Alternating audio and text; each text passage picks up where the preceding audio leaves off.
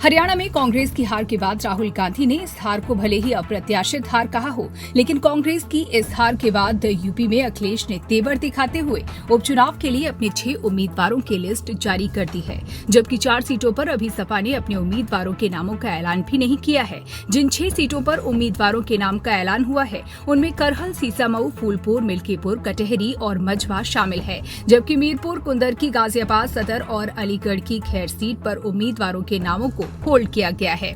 सपा की जारी इस लिस्ट में अयोध्या सांसद के बेटे को भी टिकट मिला है। करहल से तेज प्रताप यादव, सीसामऊ से नसीम सोलंकी, फूलपुर से मुस्तफा सिद्दीकी, मिल्कीपुर से अजीत प्रसाद, कटेहरी से पूर्व मंत्री की पत्नी शोभावती वर्मा और मझवा से ज्योतिविंद को टिकट दिया गया है।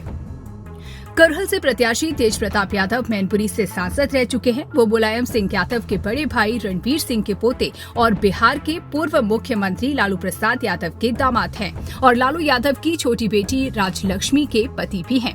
लोकसभा चुनाव 2024 में उनके सपा से चुनाव लड़ने के कयास लगाए जा रहे थे, लेकिन उन्हें मौका नहीं मिला था और अब सपा मुखिया अखिलेश यादव की खाली हुई सीट पर वो चुनाव लड़ रहे हैं। करहल में मतदाताओं की संख्या करीब 3,65,000 है, जिनमें 40% के साथ यादव निर्णायक भूमिका निभाते हैं। करहल के अनुमानित जातीय समीकरण के मुताबिक यादव वोटर्स की संख्या 1,25,000, शाक्य 35,000, क्षत्रिय 30,000, एससी 22,000, मुस्लिम 18,000, ब्राह्मण 16,000, वैश्य 15,000 और लोधी 15,000 हैं। करहल सीट पर सपा का 22 साल से अभेद किला बना हुआ है। वहीं कानपुर की सीसामऊ सीट से सपा ने नसीम सोलंकी को टिकट दिया है। नसीम सोलंकी पूर्व सपा विधायक इरफान सोलंकी की पत्नी है। इस सीट पर 22 साल से सोलंकी परिवार का कब्जा है। इरफान सोलंकी को 7 साल की सजा होने के चलते सीसामऊ सीट खाली हुई थी। कुल वोटर्स यहां 2,71,000 हैं। सीसामऊ सीट पर 45% मुस्लिम और 25% जनरल वोटर्स विधायक तय करते हैं। यूपी की सबसे चर्चित सीट फूलपुर में बीजेपी और सपा के बीच तगड़ा मुकाबला होने की उम्मीद है। संगम नगरी प्रयागराज की फूलपुर सीट पर उपचुनाव यहां के विधायक प्रवीण पटेल के लोकसभा सांसद निर्वाचित होने की वजह से हो रहा है। बात अयोध्या की मिल्कीपुर सीट की करें तो मिल्कीपुर सीट से विधायक रहे अवधेश प्रसाद अब सांसद बन चुके हैं। यही वजह कि यहां उपचुनाव हो रहा है। मिल्कीपुर सीट पर अब तक 2 बार उपचुनाव हो चुके हैं और दोनों ही बार सपा ने जीत हासिल की है। मिल्कीपुर सीट पर उपचुनाव रोचक माना जा रहा है। नजर इस बात पर रहेगी कि क्या इस सीट के जरिए बीजेपी अयोध्या हार की टीस को मिटा सकेगी या फिर सपा का दबदबा बरकरार रहेगा।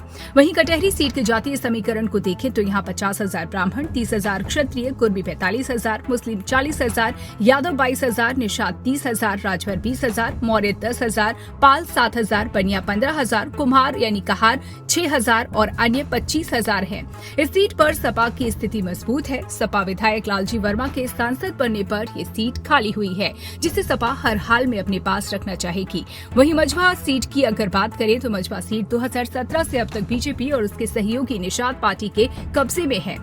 वहीं सीट को जीतकर सपा इतिहास रचना चाहेगी। इस सीट पर सपा अब तक एक बार भी जीत का स्वाद नहीं चख सकी है, लेकिन 24 के चुनाव परिणामों से सपा इस सीट पर भी उत्साहित है।